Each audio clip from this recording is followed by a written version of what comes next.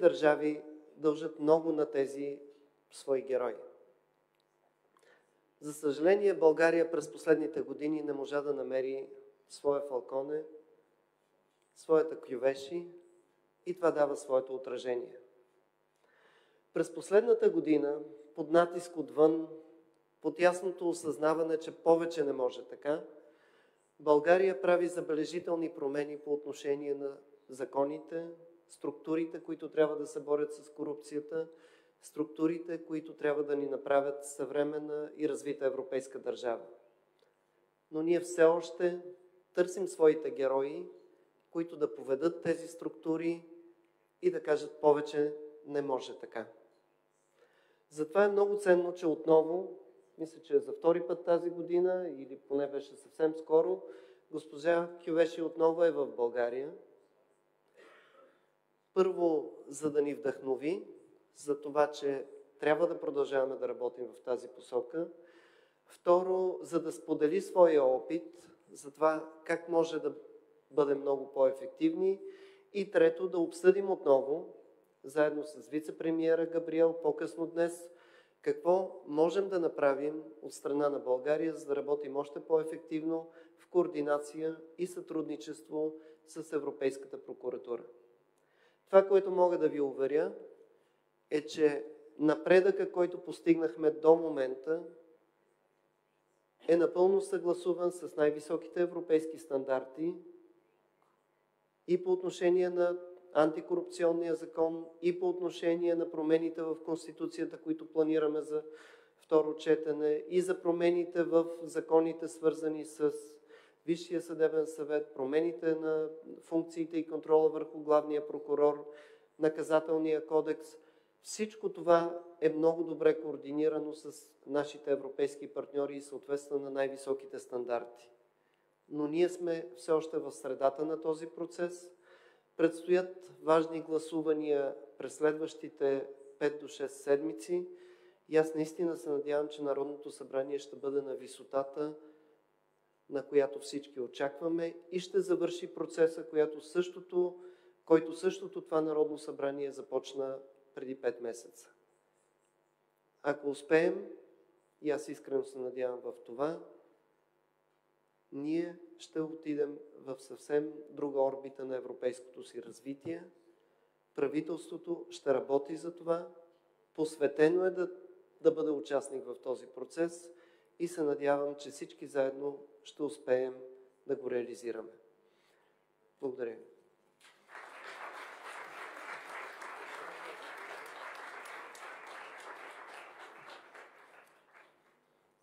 And finally, I would like to introduce, and although she doesn't need any special introduction, Ms. Laura Kövesi.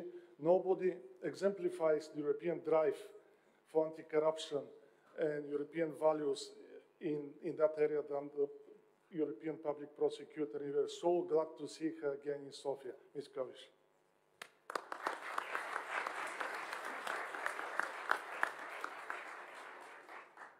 Good morning. Thank you for your presence, and thank you to the organizers that I have this great opportunity to speak here today, and especially for my friends from Bulgaria. Dear Prime Minister, dear Minister, Your Excellencies, ladies and gentlemen, I have been a prosecutor for more than a half of my life, and I have fought against high-level corruption for many years. This is how you know me.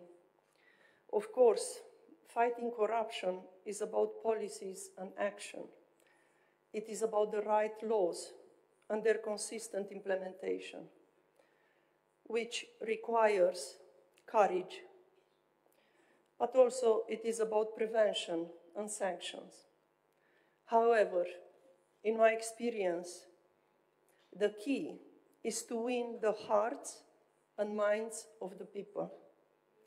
It might be more difficult than a few years ago, mainly because our democratic societies are targeted by vicious disinformation campaigns. The biggest problem is not that these campaigns disseminate lies on a scale never seen before. The biggest problem is that they seek to undermine our very ability to to distinguish true from false. This, in turn, undermines our ability to distinguish right from wrong. And at that point, who still cares about what is just? When it comes to corruption, it was already hard enough to make citizens understand how it influences their lives. In reality, corruption has been and continues to be tolerated to a large extent everywhere. And trust me, there is no clean country. First and foremost, because most of the people do not see a direct impact of corruption on their lives.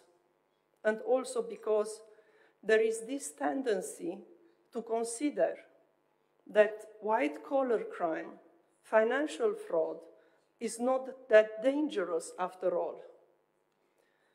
There is a great deal of fatalism too. This is the way of the world, the assumptions go. In 2015, when I was the chief of the Romanian Anti-Corruption Office, a private company wanted to open a music club.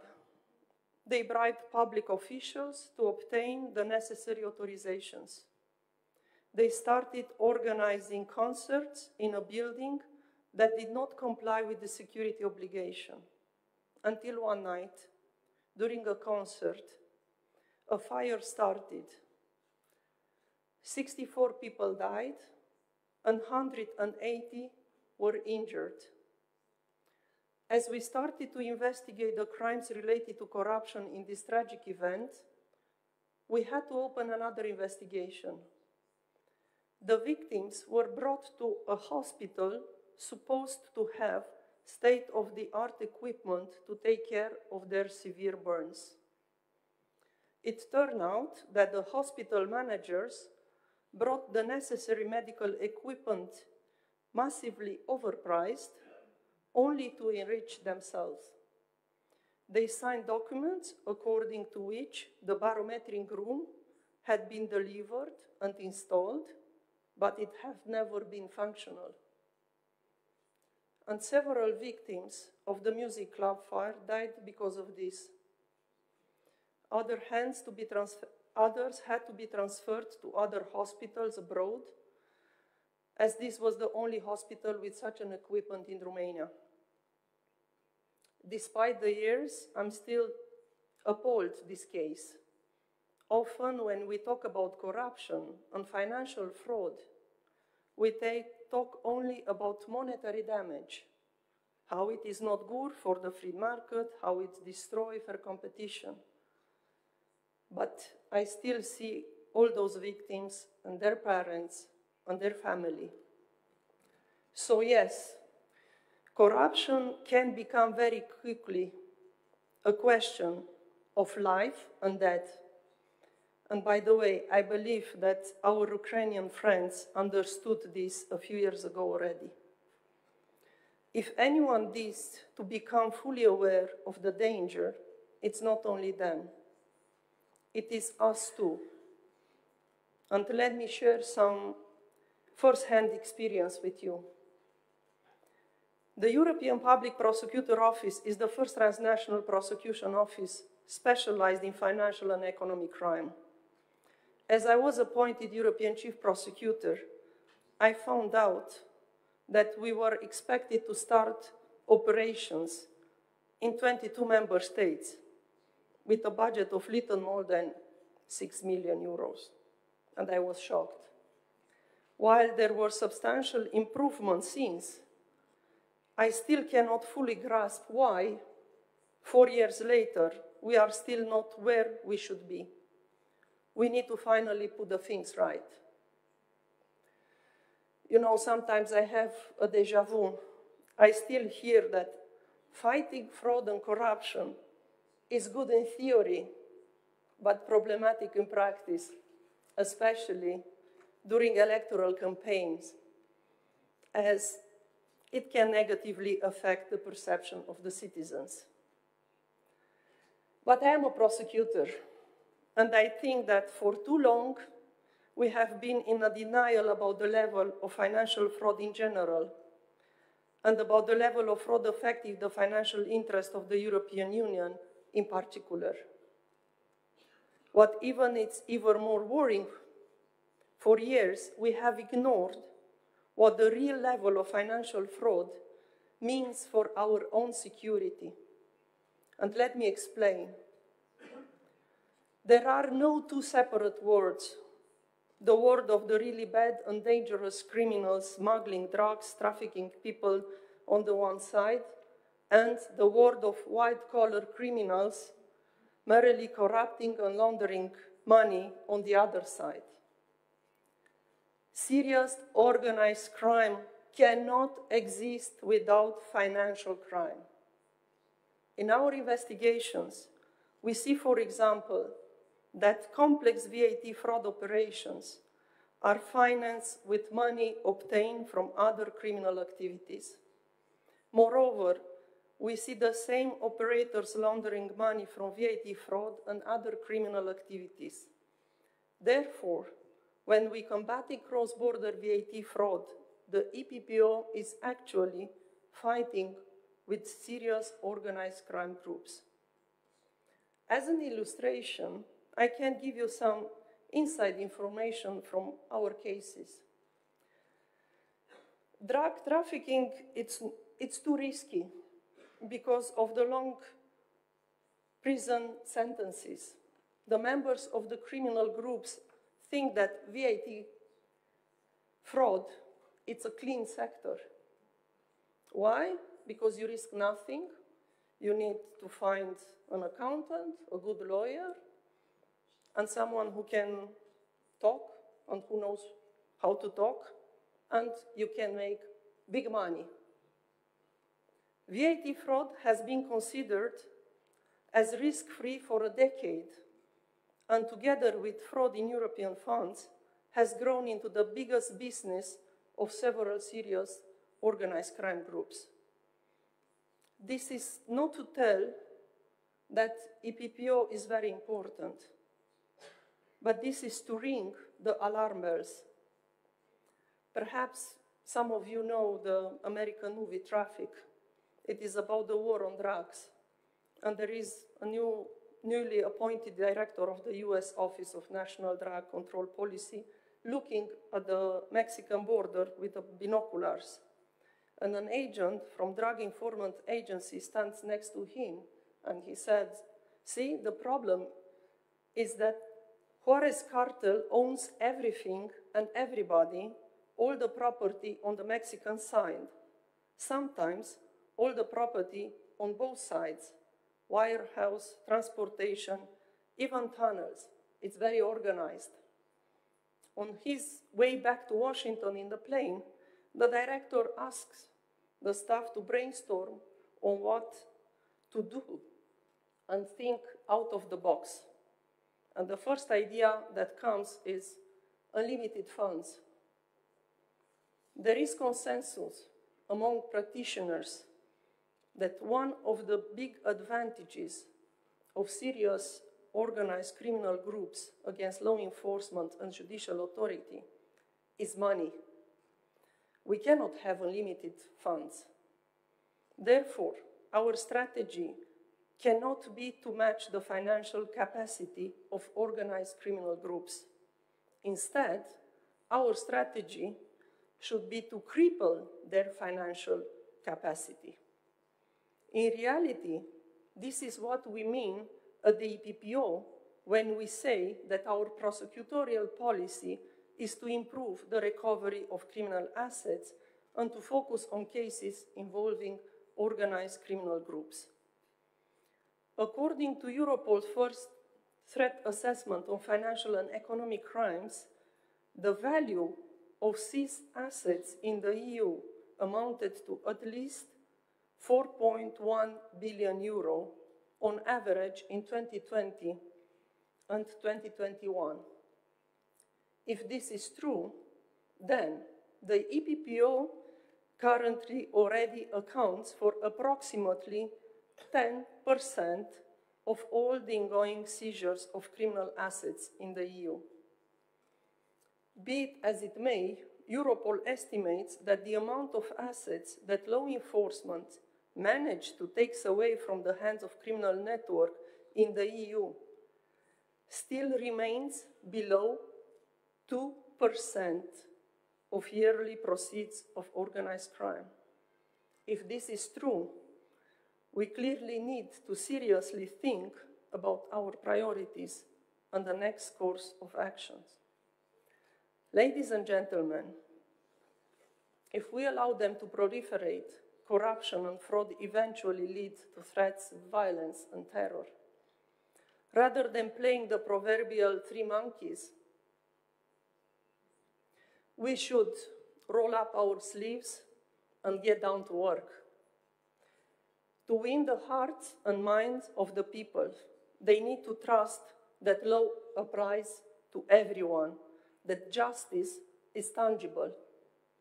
I worked as a local prosecutor, and our work was important for our community, for our town. In the years that followed, I always applied what I have learned in the little city of Sibiu.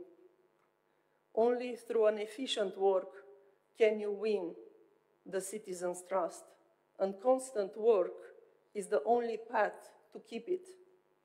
Therefore, our first duty is to do our job, and our main challenge is to be good at it and to always do our best. Thank you very much for your attention.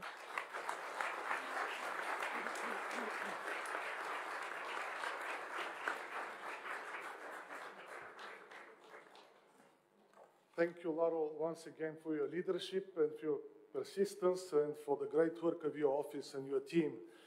And we're still going to have time for several questions before we start the first session. But in the meantime, my colleague Ruslan Stefanov, CSE Program Director, who is going to chair the first session, is taking over. Ruslan. Thank you so much. We have a great panels today. We start with the first one. That will be an introductory one. But before that, as Ms. Kövesi will have to leave around 10:30, and we'll have the pleasure to have the Prime Minister till about 11. Very thankful to that indeed for taking this time. We have a room for 2 or 3 questions, if there are some, right now before we start with the first panel. As I don't see any hands raised, there is one in the back.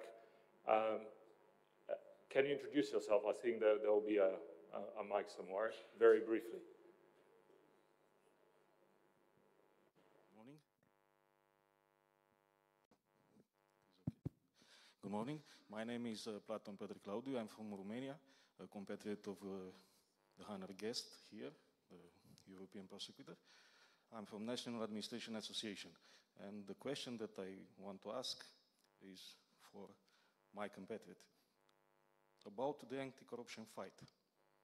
We have the expertise in Romania when Laura Codruța-Kövesi was the chief prosecutor of National Anti-Corruption Directorate. So the question is about leaders and about the anti-corruption fight in this relationship. When the leader is there, we take the case of Romania, the anti-corruption fight was outstanding. We had results. But after the leader has gone in another position, we may see very easy that the anti-corruption fight is not so fierce. Thank you. I think we got the question. Thank you. So the idea is else? how we can build structures that can survive and can fight corruption when the leader is not there. Thank you very much. Democratic resilience. Any other immediate questions? We have slots for 2 more. I don't see any. Indeed, the question of leadership is actually important, and we've been relying for far too long, I think, in the whole region, and CSD, as it may, we've always relied on Lara Kövesi to give that example. But indeed, creating democratic resilience and institutional resilience is part of our job also today. So, Ms. Kövesi, I think it's towards you. You could just speak, yeah. I'm used with microphones, but little size, not like this one. Thank you very much for your question. And I will start, if you allowed me, with a joke. If the fight against corruption in Romania was outstanding when I was the chief prosecutor, and now there is nothing, this means that I did my job perfectly and I solved all the corruption in Romania. But it's a joke, of course. But I think, yes, indeed, the leader is important to impose a strategy to the team, to lead by example, to have a good team with the people who believes in the same principles. With what I had in Romania, a very good team of prosecutors, professionals, who really wanted to do something for their country, and we really wanted to change something. And this was really important. But I think what is missing, and not only in Romania, because as I said, there is no clean country. And you see how the statistic can be turned. If you have a lot of successes against corruption, you investigate a lot of cases, the others say, oh, Romania is so corrupt, Bulgaria is so corrupt. And it's not true. The fact that in other member states they do not detect, and the level of detection is very low, this doesn't mean that they are clean. But in spite of this, in general, what I see, when it's about combating corruption, everyone is looking at the law enforcement, be it police officers, be it prosecutors, be it judges. And you will not eliminate corruption just to the effort of prosecutors. It's not enough. We saw this in our previous job. In each year, we indicted more and more civil servants in Romania, and the corruption is still there. This means that we have to prevent corruption, we have to educate people in anti-corruption, because it's also about the mentality. And the entire society should have been involved in this exercise. It's not only for prosecutors, if we have good prosecutors or bad prosecutors. You cannot put the entire responsibility of the general prosecutor on the chief prosecutor.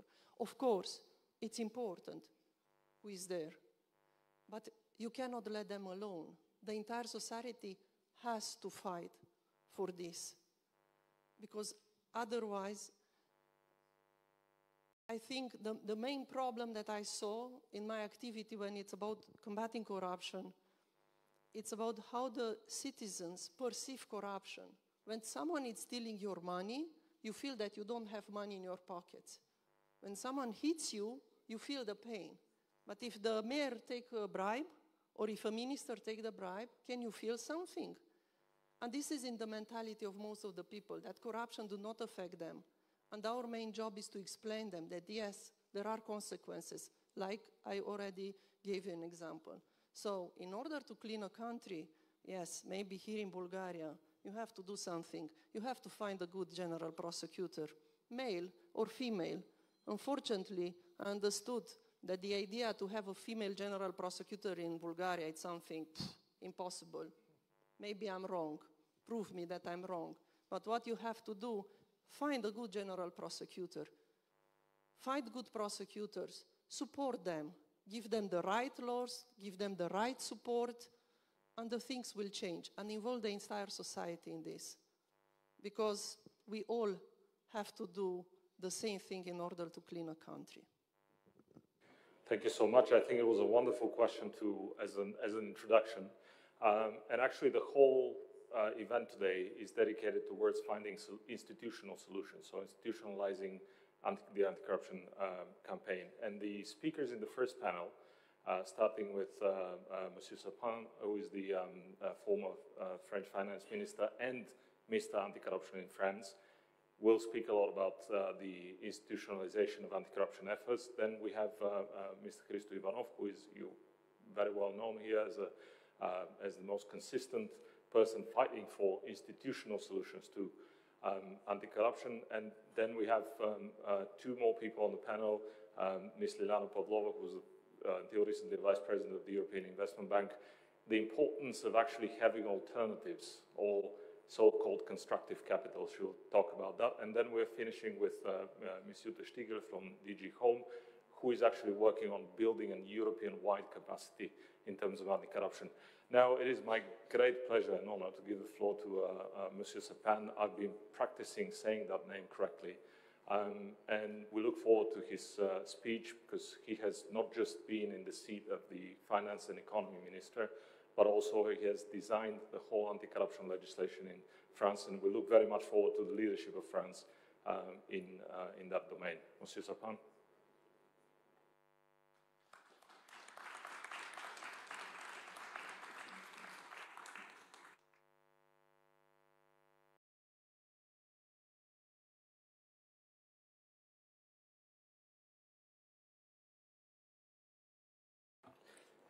Merci infiniment. Comme vous le remarquez, je vais parler en français. Et donc, je vous prie de m'en excuser. Et j'espère que ça plaira aussi à quelques-uns qui aiment le français. Monsieur le Premier ministre, messieurs les ministres qui sont dans la salle, l'ensemble des autorités présentes, merci d'être là et merci aux organisateurs de m'avoir invité. J'ai beaucoup de plaisir, bien sûr, à parler de ces sujets qui m'ont occupé dans ma vie politique et à le faire après la prise de parole de Madame la procureure, dont je connais le combat très courageux dans son pays et dont je connais aujourd'hui le rôle très important au niveau européen dans la lutte contre la corruption, même si son rôle aujourd'hui est limité à la question de l'utilisation des fonds européens, mais j'espère évidemment que ceci pourra être étendu plus largement. Si j'avais un message à faire passer, c'est celui-ci. Personne ne peut donner des leçons aux autres. Tous les pays, même ceux qui ont une vieille démocratie, même ceux qui ont une justice indépendante, même ceux qui ont des institutions solides, peuvent être ou ont été confrontés à des questions de corruption. Et donc, chacun doit être modeste, même si l'échange d'expériences peut aider les uns et les autres, et en particulier des pays qui ont un certain nombre de progrès à faire, je crois pouvoir le dire s'agissant de la Bulgarie, tout en saluant les efforts qui sont aujourd'hui en cours, même si, évidemment, certains ont plus, je le répète, de progrès à faire. Et donc, l'objectif de cette prise de parole courte, c'est de donner quelques éléments sur l'expérience française. Il se trouve, c'est peut-être le hasard de la vie politique de ma propre carrière, que j'ai été ministre, en particulier ministre des Finances, à deux moments très importants en France dans la mise en place de dispositifs pour lutter contre la corruption. D'abord, dans les années, fin des années 80, début des années 90, je rassure les plus jeunes, j'étais moi-même très jeune à l'époque, où la France était confrontée à une vraie question de corruption, non pas tant pour des raisons tenant à l'honnêteté personnelle, mais tenant à des mécanismes de financement de la vie politique et des partis politiques, situation que l'on peut peut-être retrouver dans un certain nombre de pays, et où il n'y avait pas de mécanisme officiel de financement de la vie politique et des partis politiques et des campagnes électorales. Et comme tout cela coûtait de plus en plus cher, il fallait bien trouver de l'argent. Et l'argent était trouvé auprès d'un certain nombre d'entreprises en particulier, qui, quelle que soit leur générosité, cherchaient toujours d'une manière ou d'une autre à avoir une contrepartie qui leur soit avantageuse. D'où une situation en France incroyable, où tous les partis politiques, tous, y compris celui dont à un moment donné j'ai été trésorier, c'est vous dire que j'étais un bon connaisseur du sujet, tous les partis politiques français se sont retrouvés dans des affaires de corruption, avec l'ancien Premier ministre condamné, avec d'anciens ministres condamnés parce qu'ils étaient soit trésoriers, soit à la tête de ces partis politiques. Et donc une situation déplorable du point de vue en particulier de la confiance de nos concitoyens dans leurs institutions, dans leurs hommes et leurs femmes politiques et dans le bon fonctionnement de la démocratie. Ça a été le moment donc, de la mise en place qu'on a appelé plus tard la loi Sapin 1. Vous savez, c'est comme dans les séries. On commence par un sapin, puis ensuite il y a 2, 3, 4, 5. On va s'arrêter pour l'instant à 2.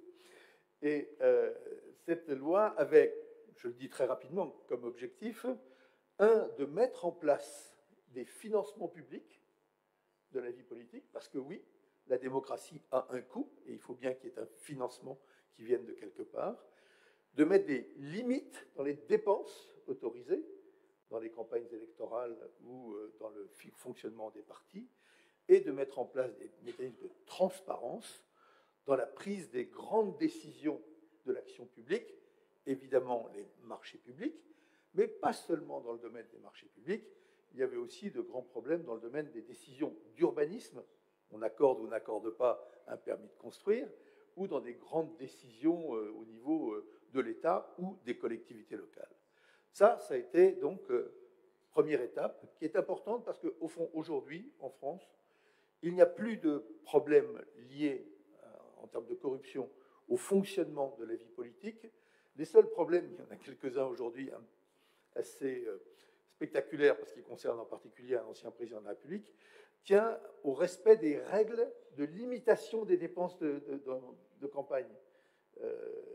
Et évidemment, on a toujours envie de dépenser un peu plus, et quand on veut rattraper le concurrent dans les sondages, on dit qu'il faut y aller encore un peu plus, puis à un moment donné, on dépasse la limite. C'est donc l'application, le respect de la réglementation sur la vie politique qui aujourd'hui donne lieu à des procès, et non pas des questions de financement par des entreprises, en particulier de la vie politique. Le deuxième moment important, me semble-t-il, c'est celui qui est apparu dans la suite de la signature d'une convention internationale très importante. On a parlé à juste titre de la convention de l'ONU. Mais un certain nombre de pays, en particulier que nous connaissons bien, dont je salue ici un certain nombre de représentants, de l'OCDE, ont mis en place en 1997 une convention internationale de lutte contre la corruption, sur un thème d'ailleurs qui est au cœur de vos sujets. Quand il y a beaucoup de corruption dans l'économie marche mal. Ah oui, parce que tout ça est plus cher ou de moins bonne qualité. Quand vous avez beaucoup de corruption au niveau international pour acquérir un marché, eh bien la concurrence ne fonctionne pas non plus entre pays et entre entreprises. Et donc il y avait une volonté de bon fonctionnement des marchés internationaux, de la concurrence au niveau international. La Convention de l'OCDE, 1997, c'est un texte très important, je crois, y compris pour un pays comme le vôtre, d'avoir ce texte en tête, signé bien sûr par la France, et qui oblige à mettre en place des législations, des mécanismes, des institutions pour faire respecter les obligations qui sont celles imposées par la loi, et puis une vérification par nos pairs. L'OCDE a des groupes qui viennent vérifier dans chaque pays que les obligations sont bien respectées. Eh bien, en 2011-2012, la France s'est vue pointer du doigt en disant « Mais c'est étrange, en France, vous n'avez condamné aucune entreprise pour corruption d'agents publics étrangers à l'étranger pour conquérir, alors que dans d'autres pays, il y a quand même quelques condamnations. Qu'est-ce qui se passe ?» Et au même moment, aux États-Unis, avec un mécanisme d'extraterritorialité américaine, des entreprises françaises étaient poursuivies et pénalisées par la justice américaine. Situation qui démontrait que nous n'étions pas efficaces, mais je le dis aussi en tant que ministre, en tant que représentant d'un peuple qui aime bien sa souveraineté, qui est quand même choquante. Lorsque j'avais été voir, juste une toute petite blague, le DOJ, comme vous le savez, c'est procureur, en même temps un peu ministre de la justice au niveau américain, spécialisé dans la lutte contre la corruption, je lui dis à un moment donné, mais pourquoi vous êtes si méchant avec les entreprises françaises? Il y avait 13 entreprises, pas des petites, hein, Total, Alstom, Technip, etc. Pourquoi vous êtes si méchant avec eux? Et à la fin, il m'a dit, You don't do the job, so I do it. Ben, quand on sort du bureau et qu'on est ministre des Finances français, on se pose quand même quelques questions. Et c'est dans ce contexte-là que nous avons souhaité, que j'ai souhaité porter une nouvelle loi qui s'appelle la loi Sapin 2, Sapin 2, pour ceux qui le choisissent en français, en anglais, et qui maintenant fait partie des 3 grands textes que l'on cite beaucoup dans les contrats, y compris internationaux. Évidemment, le FCPA américain, le UK Burberry Act anglais et le Sapin 2 français, qui sont les trois textes qui aujourd'hui servent de référence. Je termine mon propos en décrivant très très rapidement quels sont les outils de la loi Sapin 2. Le premier outil, c'est la prévention de la corruption. Oui, il faut combattre la corruption lorsqu'il y a des faits. Mais le mieux, c'est d'éviter qu'il y en ait de la corruption. Donc, prévenir la corruption. On dit souvent en français, il y a un proverbe, il vaut mieux prévenir la maladie que de la guérir. Là, on va dire, il vaut mieux prévenir que de punir. Donc, il y a un pôle de prévention très important avec une agence française anticorruption qui ne lutte pas contre la corruption. Ça, c'est le rôle du parquet en France, mais qui va vérifier dans les entreprises que toutes les règles de lutte, de prévention de la corruption sont bien respectées. Il faut regarder quels sont les risques, il faut des programmes de formation, il faut des mécanismes d'alerte, enfin, etc., etc. Donc, un pôle prévention qui est très important. Deuxième chose, c'est que nous avons créé, nous aussi, une forme d'extraterritorialité. Si une entreprise, je prends l'exemple, évidemment en pensant que ça n'est pas possible, si une entreprise de droit bulgare exerçant en Bulgarie commet en Bulgarie un acte de corruption, et si cette entreprise appartient à un groupe français, la justice française est compétente pour juger cette entreprise, bien que les faits aient été commis en Bulgarie par une entreprise de droit bulgare. Cette extraterritorialité est très importante parce qu'elle oblige l'entreprise de tête, l'entreprise au niveau français, de vérifier dans chacune de ses filiales que tout le monde est correct. Je vous vois debout, je vais donc arrêter. C'est le deuxième aspect. Le troisième aspect, c'est qu'on a mis en place un mécanisme de justice transactionnelle. Là, c'est pour poursuivre et ensuite punir, qui permet d'aller beaucoup plus vite, beaucoup plus fort, un peu sur le modèle américain dans le domaine, et d'avoir des résultats qui soient les bons. Mot de fin, je le disais, personne ne peut donner des leçons à tout le monde, mais il y a deux conditions absolument indispensables, on en a parlé. Il ne suffit pas d'avoir des bons textes, il faut aussi avoir les moyens, il faut les institutions, mais il faut les moyens. Les moyens, c'est les hommes et les femmes. Les moyens, c'est aussi de l'argent dans le bon fonctionnement. Et il faut agir dans la durée. La lutte contre la corruption, et j'en termine, c'est comme quand vous faites du vélo. Si vous arrêtez de pédaler, vous tombez. Eh bien, la lutte contre la corruption, vous êtes sur votre vélo et vous pédalez, pédalez, pédalez tout le temps, parce que c'est le seul moyen d'être efficace. Merci.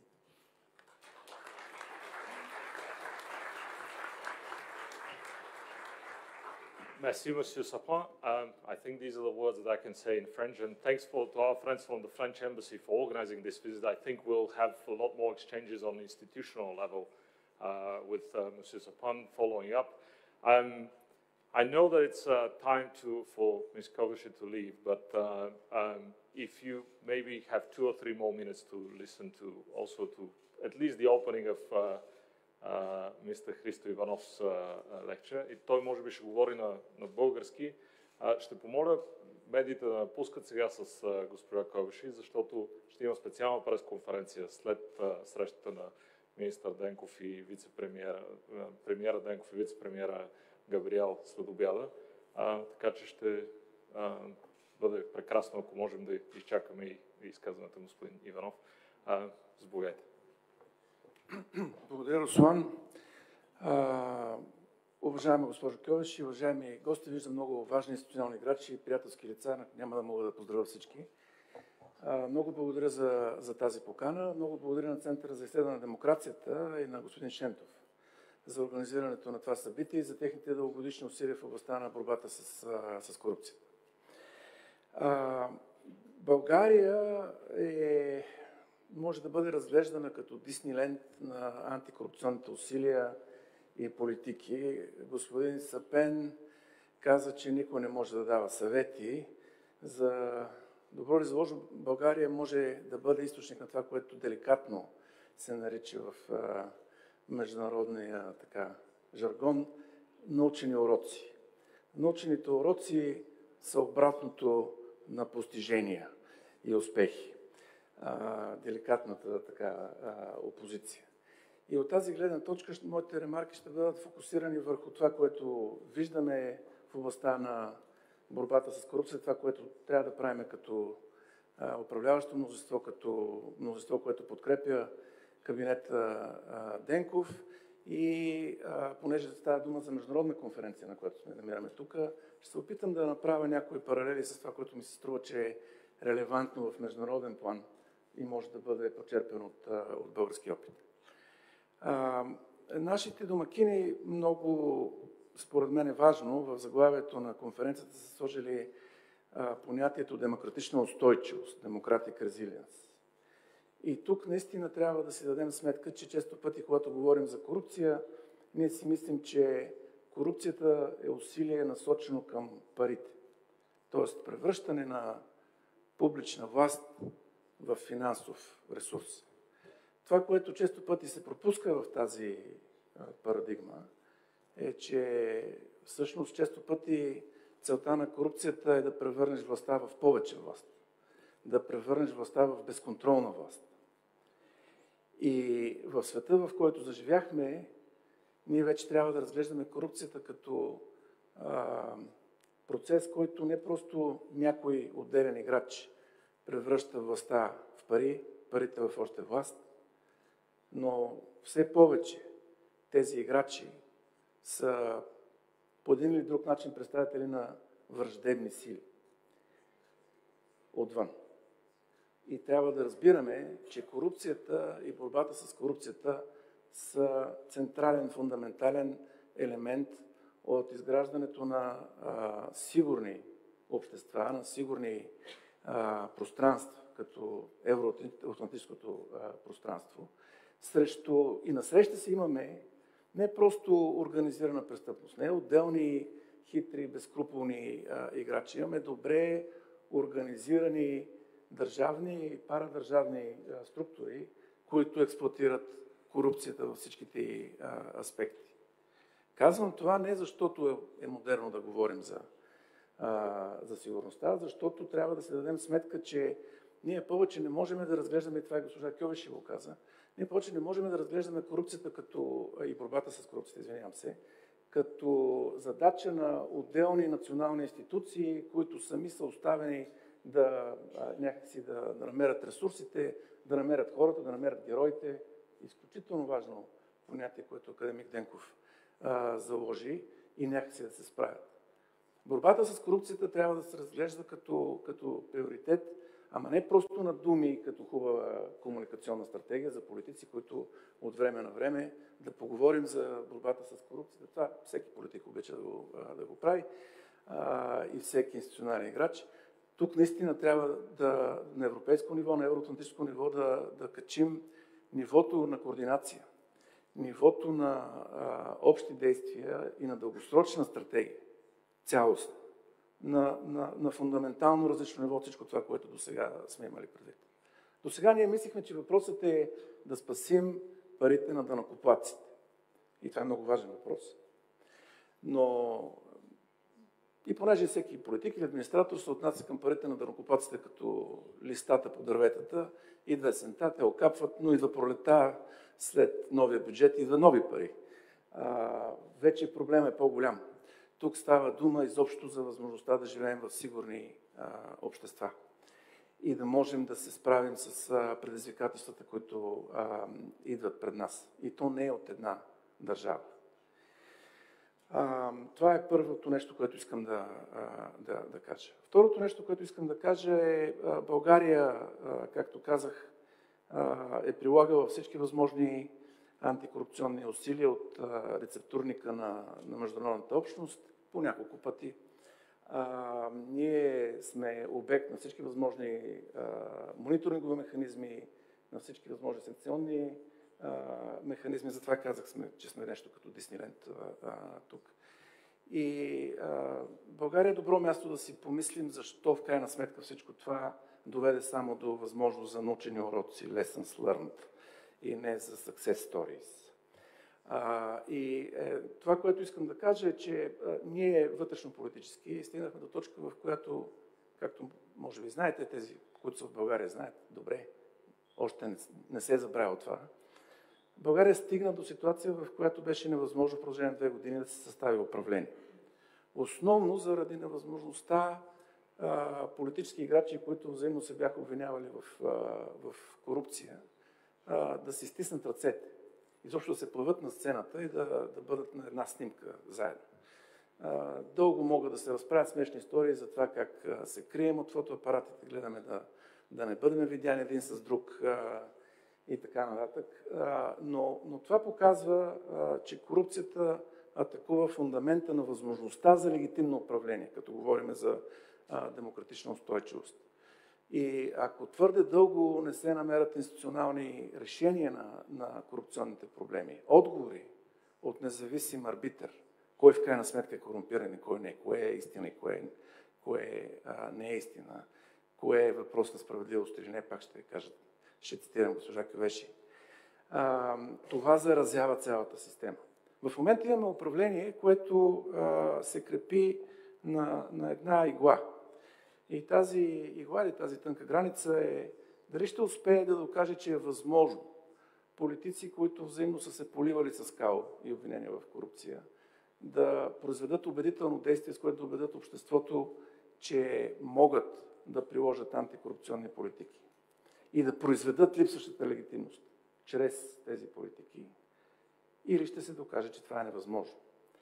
От резултата на този експеримент изобщо ще зависи в много отношения възможността в България да има политика на договаряне между различните политически формации, а не просто дали ще просъществува кабинета Денков.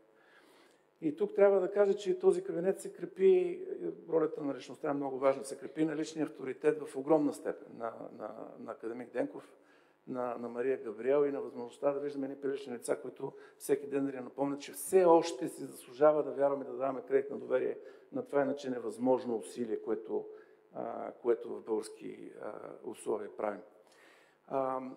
Това, което ме кара да се надявам, че все пак разбираме политически важността на това, което правим, е, че този път почваме от началото, от фундамента. Защото България в момента създава, мисля, че 5-то или 6-то издание на антикорупционна агенция. Помислете само, 5 или 6 пъти ние правим едно и също нещо в последните 15 години, в едни такива 3-годишни цикли, в които има санкции, препоръки, критики и след това се приема съответното законодателство, след това след 3 години се казва, ми то не работи, дайте да почнем от начало. Този път ние се опитваме да приложим цялостен подход, който включва не просто Комисията за борба с корупцията, който включва модернизирането на българската прокуратура. Целта на конституционните реформи не е българската прокуратура да бъде посочена, обвинена, да бъде върху нея стоварена отговорността. Целта е най-сетне да можем да видим как се прилага от мъж или жена, мъже или жени, защото е много важно да излезем от гледната точка, в която властта е концентрирана върху един човек. Цялостна политика за модернизация на тази изключително важна институция. За мен е много важно, че в този процес все повече виждаме не просто главният прокурор или иерархията в прокуратурата, но и редовите прокурори да се включват, защото без тях няма да стане. Освен това, следват изменения в законодателството, антикорупционното законодателство и така нататък. Това, което господин Сапен каза и наистина е много важно и така много добре ми подава топката, в следващия етап, аз се надявам от най-късно от януари месец да започнем разговори за системата на публично финансиране на политическата дейност в България. Тя беше разрушена от яростен популизъм. Ние в момента имаме партии, които дори онези елементи на гарантиране, че те ще бъдат независими, икономически и финансово бяха разрушени. И това е една цъкаща бомба в фундамента на българската демокрация, която ние ще трябва да решаваме и то бързо. Радвам се да кажа, че от разговорите ми, които има в парламента, има достатъчно високо ниво на разбиране, че ние трябва да реконструираме, да възстановим системата на публично финансиране на политическата дейност в България, защото без това няма да може изобщо да осигурим публичен процес на зареждане на властта преди избори и нейното упражняване, докато тъкат мандатите, по начин, който да бъде достатъчно, поне минимално независим. Искам да кажа, че е много важно по отношение на международните играчи да се обърна към тях, да се вложат повече усилия в изграждане на капацитет, институционален капацитет. Не е достатъчно просто да се правят мисии, да се пишат доклади, това е много важно, но не е достатъчно. Да се правят констатации и препоръки и от време на време обучителни семинари. Трябва да преминем към много по-цялостен подход на цялостни методологии, които да бъдат споделени между много институции и да гарантират общото ниво на успех. Това е едното нещо. Другото нещо, за което бих искал да обърна внимание е, че все повече целият публичен сектор, сектора на сигурността се превръща в дигитален процес. Тоест сега е момента на ниво ОСД, на ниво Европейски съюз, на ниво евроатлантически структури, ние да си поставим за цел да използваме преминаването към форми на електронно управление, да наистина по един систематичен начин да гарантираме висок стандарт на това да означава отчетно, прозрачно, ефективно управление по общи стандарти. Това е изключителен момент, защото всъщност ние присъстваме и ставаме свидетели на технологична революция в държавното управление. Тази технологична революция не трябва просто да бъде революция, която на едно бюро се появява на място на пишещата машина компютър. Това трябва да бъде революция на самите процеси. И това трябва да бъде революция, която се случи не просто на ниво отделни държави, а да бъде по някакъв начин процес, който се случва в цялото пространство, което искаме да отбраняваме заедно. И последното нещо, което искам да кажа, че един от изводите, които в България можем да направим, че понякога борбата с корупцията произвежда инструменти с засилени репресивни функции, с самите те имат ефект на концентрация на власт. Понякога може да се види как борбата с корупцията се превръща в производство на възможности за корупция. И от тази гледна точка никога не трябва да забравяме, че целта е демократична устойчивост на тези общества. Целта е да отбраняваме свободата, да отбраняваме правосъдието и правата на гражданите преди всичко, защото иначе, както се цитира Чърчил, what are we fighting for? За какво иначе се борим? Благодаря ви.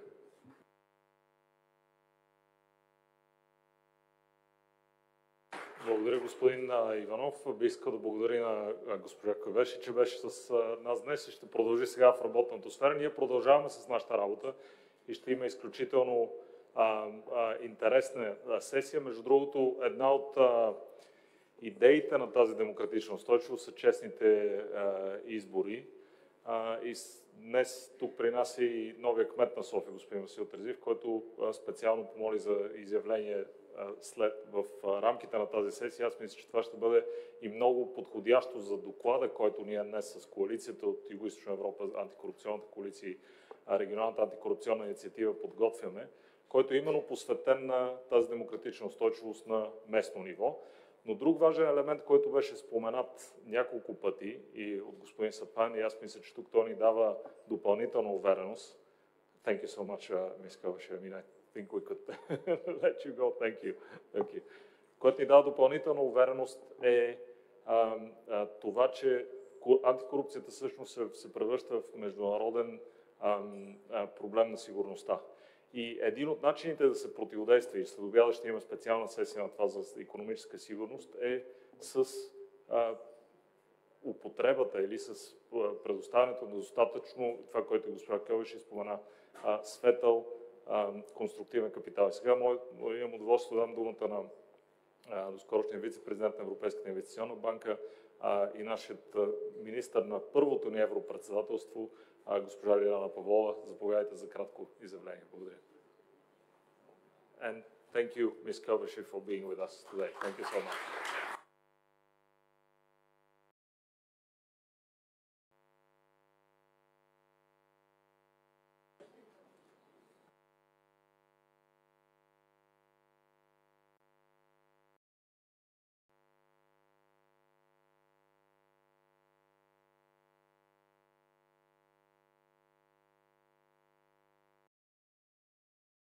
Благодаря, Руслан. Нека да изчакаме уважаемите гости. Уважаеми дами и господа, уважаеми господин Шентов, той също излезе, уважаеми колеги от Центъра за изследване на демокрацията, ваши превъзходителства, уважаеми министри и дами и господа, за мен е голямо удоволствие да присъствам на днешния форум, навременна тема и да представя един елемент от тази тематика днес, която обсъждаме, именно икономическата сигурност и пречупена през именно концепцията за капитала, защото капитала е сила, която може да бъде ключова за това и да осигури устойчивост на икономическите ни бастиони или да подкопае всъщност основите на икономиката, на икономическите бастиони и всичко това, в което се стремим не само ние, разбира се, мисля, че в полето на икономиката, в полето на глобалните финансови и инвестиционни пазари, очакването за подобряването на макроикономическата стабилност, подобряването и така на жизнения стандарт и най-вече сигурността минава именно през капиталите и развитието на икономиката, но в тази сложна геополитическа ситуация, в която се намираме, разбира се, има много предизвикателства, много рискове, които трябва да вземем предвид. България, както винаги казваме, държава на кръстопът, държава с много възможности, но и разбира се, държава, която е така с лице и към много опасности и рискове. И за това на прага на предстоящото ни членство, интегриране пълноценно в еврозоната, ОИСР и икономическо развитие на държавата, ние трябва да видим какъв е пътя напред, защото той не е само макроикономически политики и показатели. Пътя напред е да насърчи благоденствието или през капитала, който може да има трансформативна сила, да намериме път към прозрачност, път към иновации, път към развитие, чрез градивния или конструктивния капитал, за който говорим днес, или, за съжаление, на другия край на спектъра, където лежи разяждащият или корозивния капитал.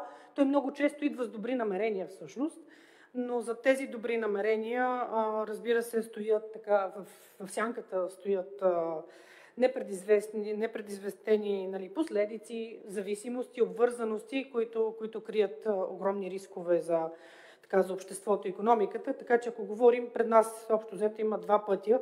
Или пътя към устойчив растеж, развитие и споделен просперитет, или засенчен от рискове, нездравословни дългове и зависимости. Ние го виждаме това, примерите за това са много.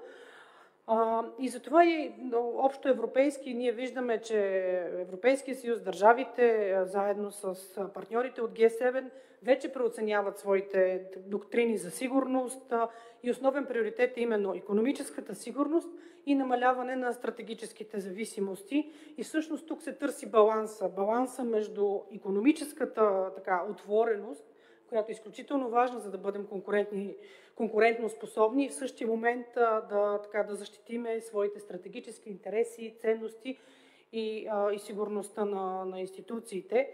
И разбира се, Европейския съюз, европейските фондове дават една такава възможност, но тук е и ролята на институция като Европейската инвестиционна банка, в която имах честта да бъда вице-президент през изминалите 4 години на моя мандат, е ролята всъщност да бъде този инструмент, този ключов инструмент в допълнение към европейските основно безвъзмездни фондове, който да осигури именно този конструктивен, градивен капитал, защото одобрението на проектите от Европейската инвестиционна банка гарантира най-високи стандарти, икономически стандарти, екологични, осигуряване на прозрачни обществени поръчки и всъщност дава един, бих казала, печат за управление, едно качество, че всички проекти отговарят на всички тези високи стандарти и могат така да оттъпкат пътеката към привличането на допълнителен частни инвестиции и ресурс, които не са корозивни за това, което говорим днес. ЕИБ е най-голямата международна финансова институция и в своята група има инвестиционен фонд, чрез който осигуряваме и рисково финансиране за европейските компании, за българската екосистема, която вярвам, че се разбива, но и като климатична банка на Европейския съюз огромен ресурс е наличен в допълнение към безвъзмездните средства от Европейския съюз, 1 трилион евро до 2030 година да бъде инвестиран именно в подкрепата на енергийна трансформация, декарбонизация, енергийна независимост, подкрепяйки европейския план REPowerEU. И ако преди време говорихме, че пандемията беше акселератор за дигитализация. Можем да кажем, че енергийната криза в резултат на войната в Украйна е акселератор за декарбонизацията.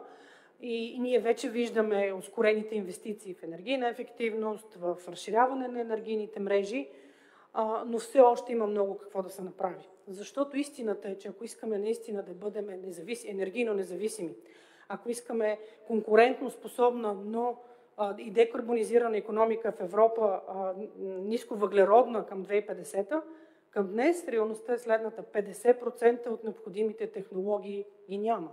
Те не съществуват. Или са в процес на изпитване. Затова са необходими още повече инвестиции, за да можем тези необходими високи технологии да бъдат разработени, да влезат в практика и в употреба, за да можем да вървим напред. И отново това е ролята и на Европейската инвестиционна банка и групата на ЕИБ, всъщност чрез различни инструменти да подсигури, да стимулира тези иноватори, тези инвеститори. И тук на Балканите, Източна Европа, България имаме огромен потенциал. И до сега има значителен финансов ресурс така в регионална иновативна екосистема. В последния скорборд България е класифицирана високо като нововъзникващ иноватор с голям потенциал. И този потенциал трябва да бъде използван, защото именно чрез него идват тези градивни капитали, които са ни така необходими за развитие на икономиката. Банката, групата на ЕИБ присъства в България вече повече от 30 години. Над 6,6 милиарда евро инвестиции в секторите на инфраструктурата, икономиката, подкрепа за малки и средни предприятия, местните власти, Столична общината, господин кмет, е един основен бенефициент за развитието на така необходимата градска инфраструктура. Вярвам, че това ще продължи да се развива, защото нуждите от базисна инфраструктура продължават да са големи и в същия момент банката е гарант за наистина високи стандарти, качество, прозрачност на инвестициите. Нещо, от което се нуждаем повече от всякога. И говорейки за потенциал, потенциала пред държавата ни е голям от гледна точка 30 милиарда, почти 30 милиарда безвъзмездни инвестиции, допълнени от това, което имаме от Европейската банка и останалите международни финансови институции. Имаме финансов ресурс значителен. Разбира се, от нас зависи от всичко това, което чухме и от предните говорители. Да имаме добър административен капацитет, добро законодателство и да осигурим, че средствата се използват по един изключително ефективен начин, устойчиви са, дългосрочни са и отиват за правилните проекти, добри проекти, добра проектна готовност и устойчиви дългосрочни инвестиции, съпътствани с привлечен частен капитал. И то не какъв да е, а частен капитал, който е прозрачен, който е конструктивен. И за това е важно да имаме правилните механизми. Не на последно място искам да благодаря на Центъра за това изследване, и което направиха и програмата за действие за регионите. Защото потенциала на нашите региони и съответно предизвикателствата и проблемите, които имаме в българските региони, като от гледна точка на капацитет, на недостатъчно талант или работна ръка и всичко това, което имаме като препоръки, трябва да бъде използвано по най-добрия начин, да се изгради една система и структура, но това не е достатъчно. Ние виждаме, че инвестициите, съфинансирането, усилията за конструктивен капитал, които банката има, не са достатъчни. Те са един много малък елемент от общата система и много по-широкия набор от инструменти, които се нуждае Европа, съответно и България, за да осигури своите, бих казал, икономически и демократични ценности и конкурентоспособност. Те са най-общо в три посоки. Едното е механизма за проверка на публичните частните инвестиции, международните обществени поръчки, инструментите за борба с принудата, но аз тук искам да се спра на именно механизма за скрининг на чуждестранните инвестиции и на привлечения ресурс, защото, за съжаление, България е една от двете държави, в които такъв механизъм за скрининг, цялостен механизъм за скрининг липсва. Добрата новина е, че през септември Народното събрание прие на първо четене промени в Закона за насърчаване на инвестициите, които да адресират европейския регламент за механизма за скрининг на чуждестранните инвестиции.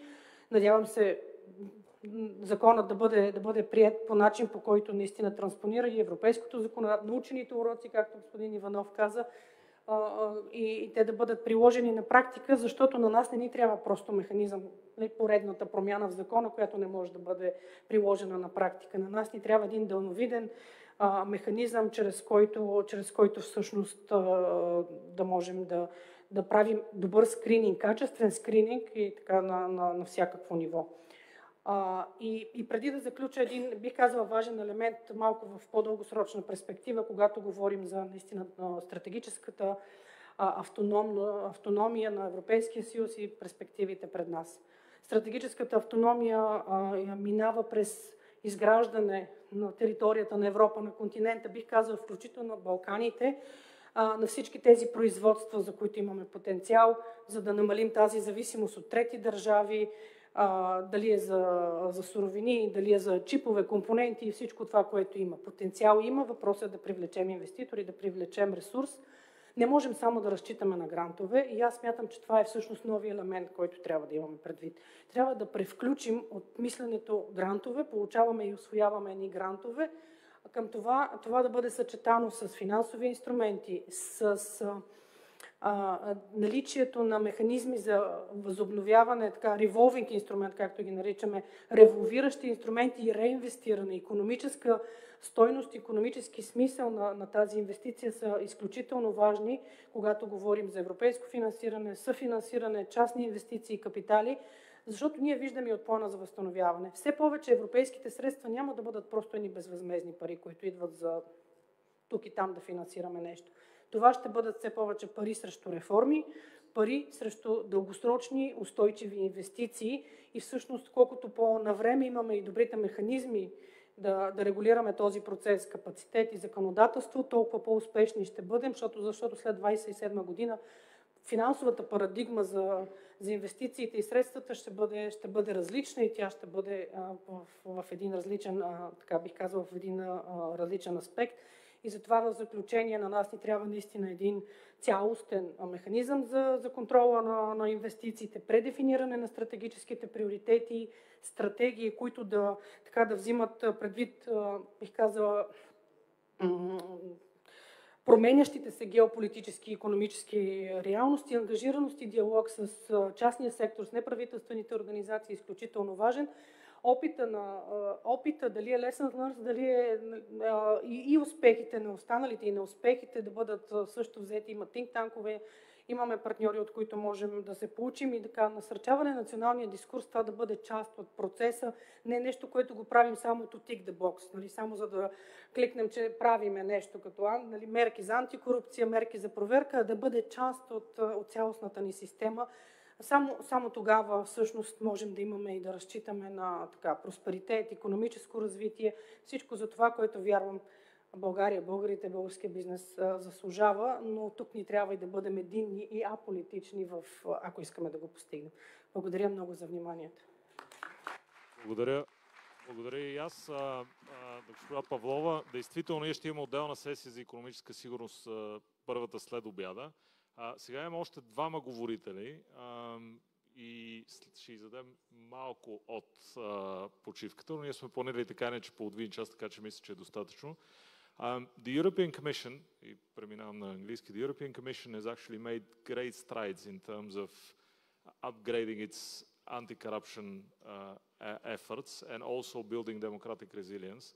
And it is my pleasure that we have today with us Ms. Uta Stiegler, who is Deputy Head of Unit for Anti-Corruption at the Commission, with whom we've worked a lot in designing specific instruments for anti-corruption in Europe.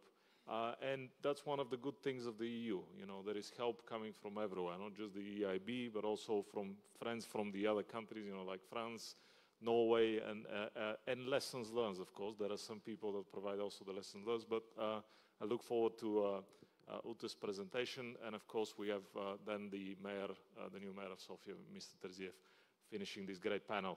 Uta, please. Yeah, thank you very much. Thank you very much, first of all, to the Center for the Study of Democracy for organizing this high-level conference.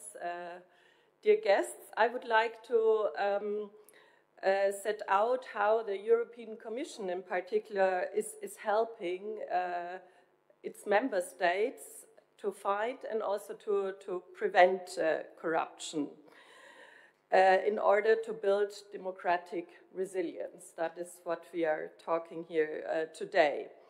So for the European Commission, the fight against corruption is a top priority. Why is this so? When we look at the costs of corruption, there are estimates that corruption is costing the European economy 120 billion euros per year. So it's high costs linked to it. And there is also our citizens, the perception of citizens on corruption. We establish each year by a so-called Eurobarometer survey. And from that, we see that almost 70% of the EU citizens believe that high-level corruption is not pursued sufficiently by national authorities. And almost 1 out of 2 businesses think it's unlikely that police and prosecutors will catch those engaged in corruption activities. So that is the perception of the people. So what is the European Commission, the EU, doing to help the member states to fight and prevent corruption? Let me start with a preventive tool first. That is our annual Rule of Law report. We started this exercise in the year 2020, aiming to effectively monitor significant developments, both positive and negative, relating to the rule of law in the EU member states. The Commission's annual Rule of Law report provides an overview of developments in 4 areas related to the rule of law, and one of those 4 areas is the area of anti-corruption. The report is unique as it provides a comprehensive overview of national anti-corruption efforts covering both the repression and the prevention of corruption. It provides the reader with a comparative basis every year that is constantly up to date. This July, the European Commission adopted the 4th Rule of Law report. And this 4th edition builds on the important steps that we have already taken. And in particular, last year, we introduced recommendations for all member states. This year's Rule of Law report shows that while rule of law concerns remain in some EU member states, the report has become a key driver for change and for positive reforms.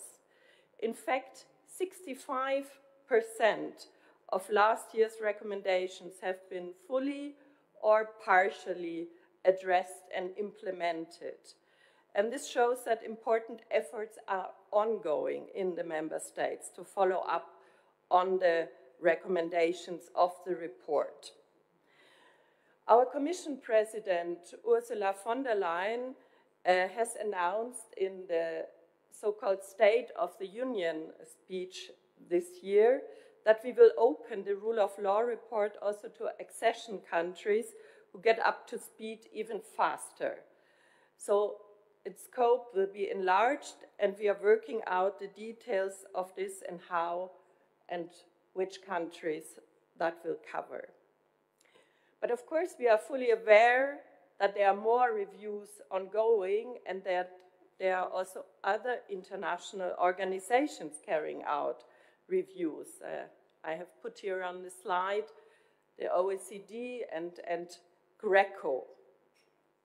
What is important is that there is a coordination, and we are dedicated to coordinate well with other international organizations, in particular also with a view to enhance synergies with the different review mechanisms, also to facilitate the work of the member states that have to provide input.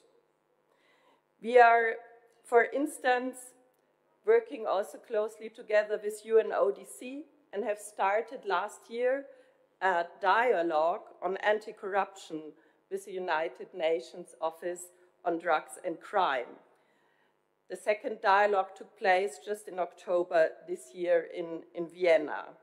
We will also be co-organizing with the UNODC and the Council of Europe and the OECD a side event at the next conference of the state parties of the United Nations Convention Against Organized Crime that will take place in the US in December this year. And the topic of this side event will be about the strengthening of the cooperation and synergies between international organizations and their review mechanisms. With a similar objective, we have also established an EU network against corruption. This network aims to maximize the impact and the coherence of the European efforts to prevent and to fight corruption. The European Commission has already since 2015 regularly been organizing anti-corruption experience sharing workshops with experts from member states.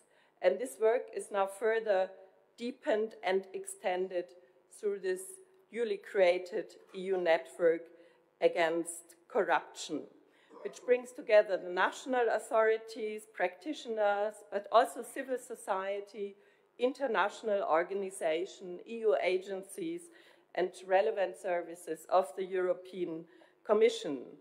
There are, of course, also other networks that work on corruption. So the idea is that the EU network will be an umbrella network, an umbrella forum for all the stakeholders to foster exchange and facilitate the cooperation between existing networks that deal with different angles of anti-corruption, like the prevention, law enforcement, or whistleblower protection. On 20 September this year, we held the first meeting of the network and discussed objectives and added value of the network, and also best practices that were identified in this year's annual Rule of Law report.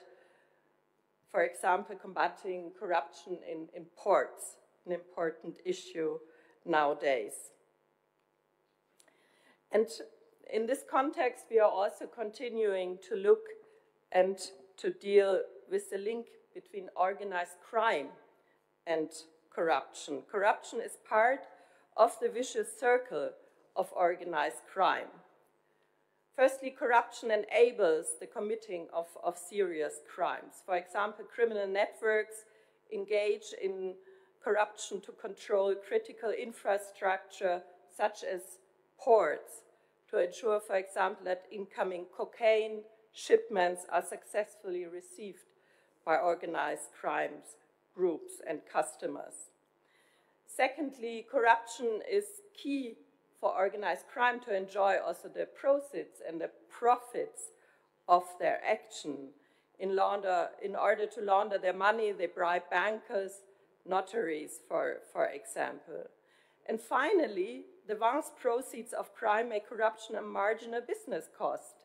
Since organized crime generates vast amounts of proceeds, the costs of bribing people are relatively small, and this stands in huge contrast to the costs of corruption, which I mentioned in the beginning, that are estimated at 120 billion every year in the EU.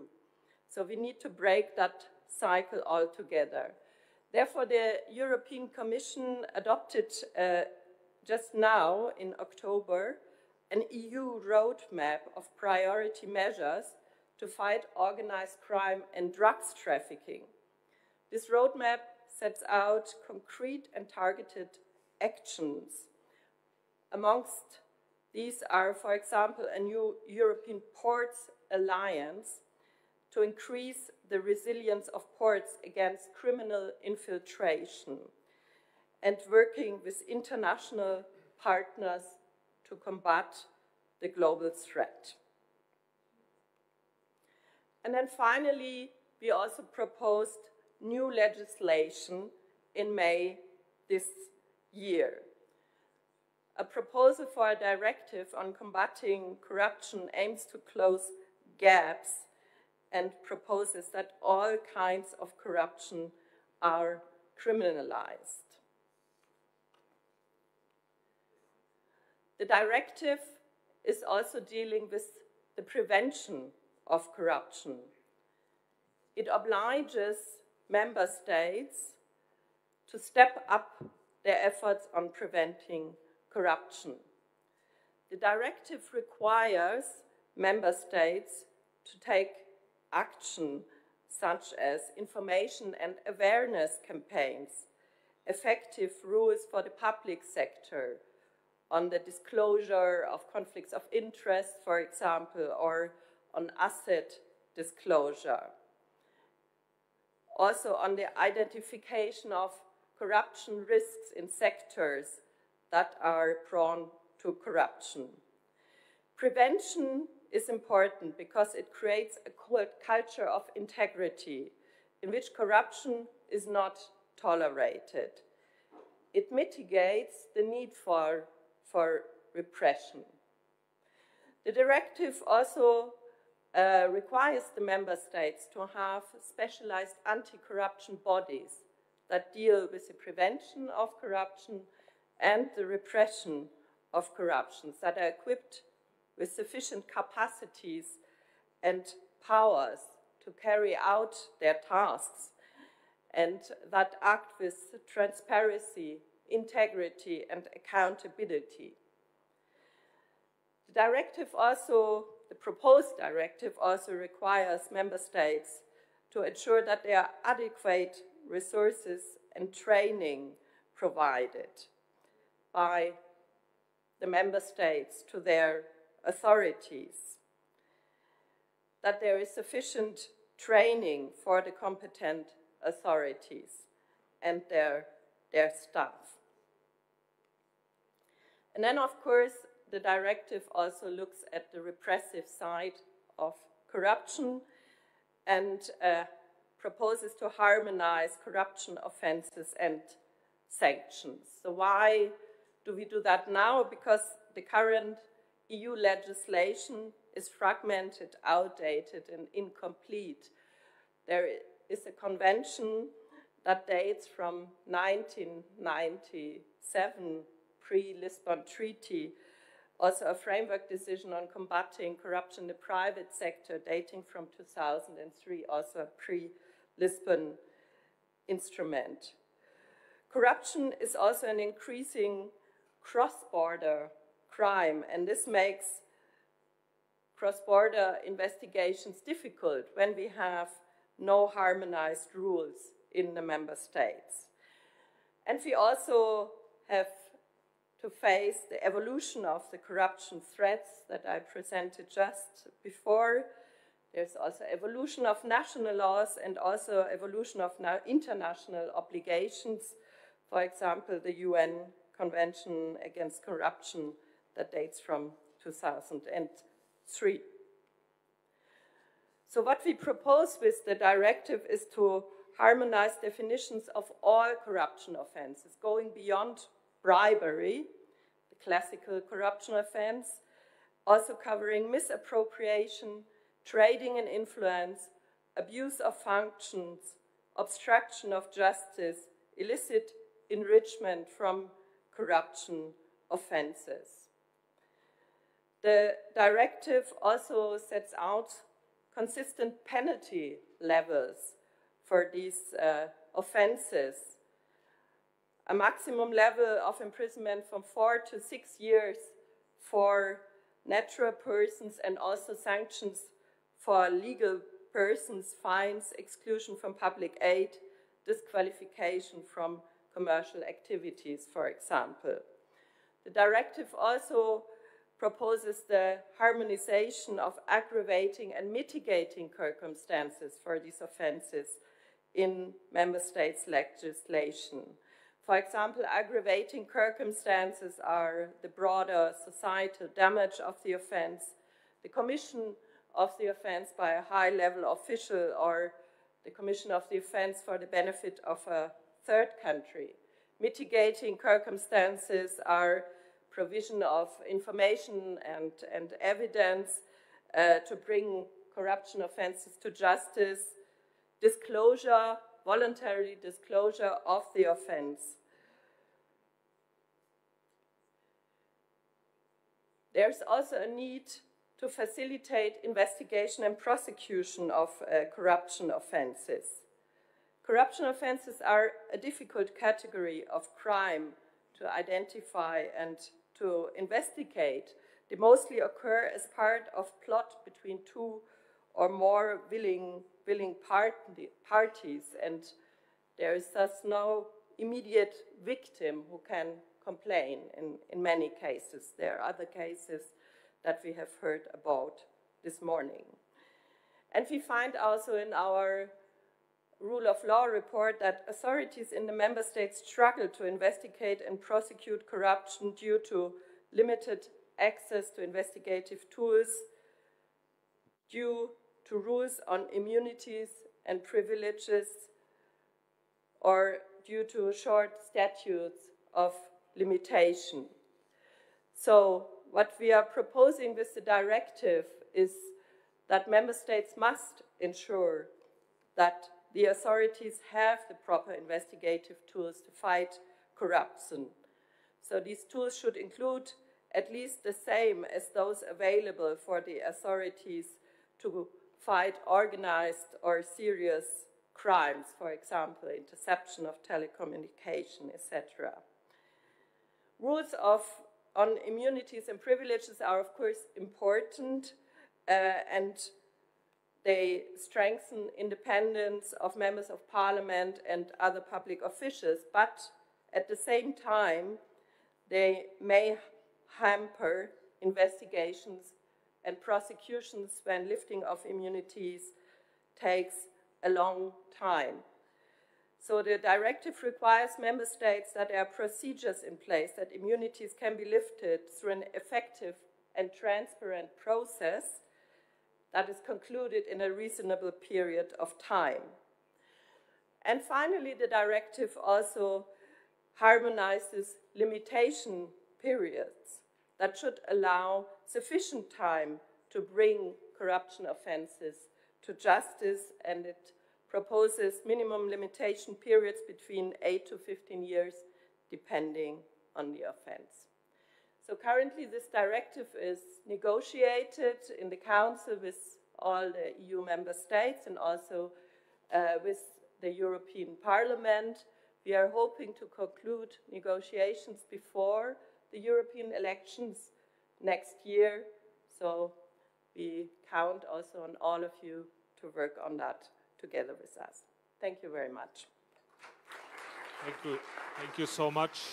Indeed, we only hope that this gets done faster. We have now a final speech by, as I promised, by a new mayor, Vasyl Terziev. One of the things that I just wanted to mention before that is, of course, setting an example will be important. There will be many eyes set on Mr. Terziev and how he'll manage the municipality. But also managing expectations. You know, I think a lot of times, though, it was mentioned the need for, including by Lara Kövesi, the need for unlimited resources. We don't have that, but we have the best of all worlds, as I mentioned. I mean, I think there's great many resources out there. And of course, Mr. Sepand, he mentioned that he's happy to do also a number 3 and 4 Sepand package. I think he understands that these things tend to happen constantly. We have to reinvent constantly our democratic resilience, and we have to be vigilant about that. So, and one of the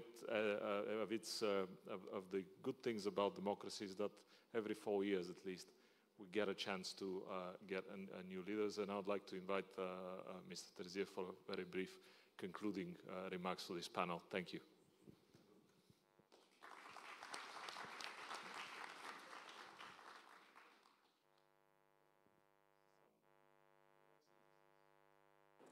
Your Excellencies, dear ministers, ladies and gentlemen, dear Mr. Shentov, it's a real pleasure to be here with you today.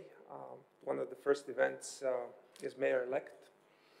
One of the big things that we promised in our campaign is that the battle with corruption, misappropriation, and favoritism will be central to our rule. And this was evidenced by the report that we submitted to the European prosecution during the campaign. And it's a promise that we plan to keep. It is to work with all government institutions, with international partners to really raise the bar when it comes to transparency, when it comes to data access, and really making sure that we raise the bar in good governance. Because as it was mentioned by the other speakers, we don't feel corruption immediately, but it's very expensive.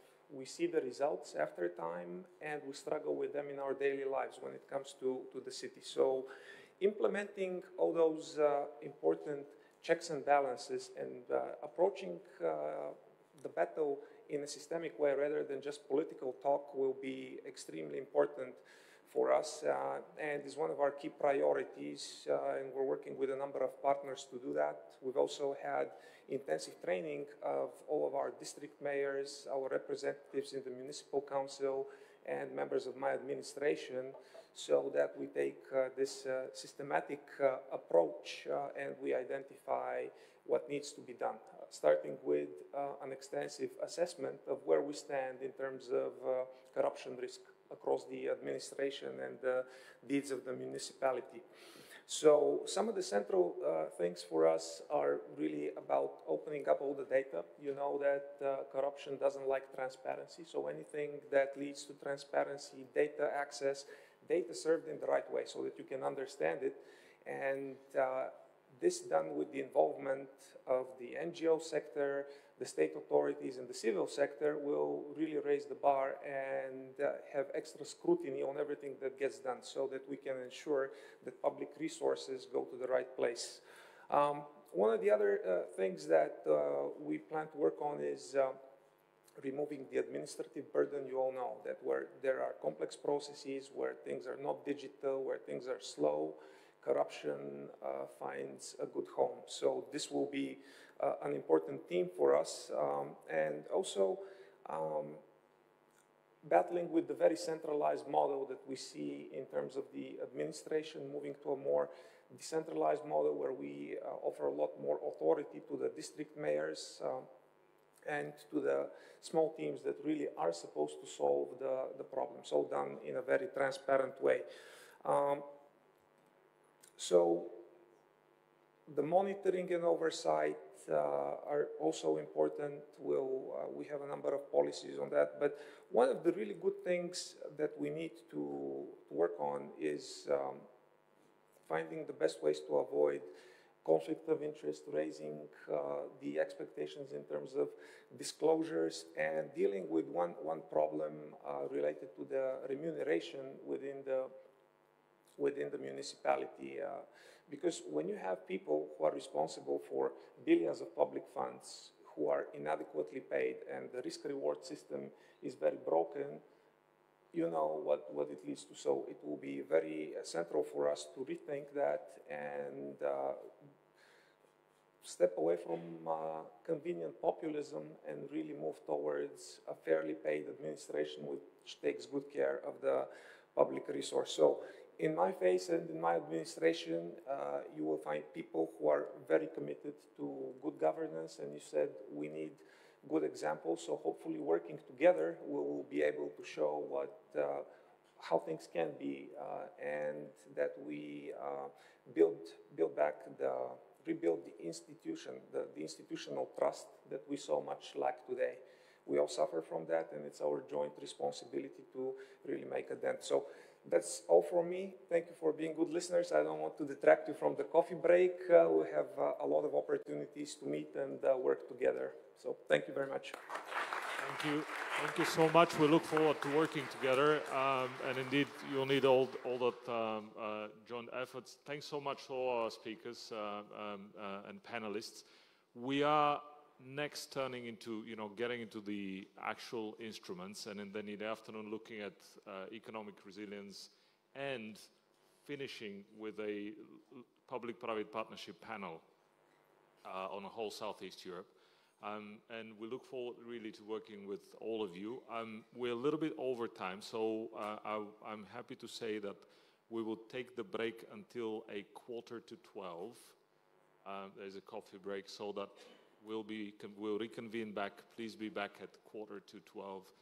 Also for our online viewers, we look forward also to getting your questions. Thank you so much, and we look forward to working together. Thank you.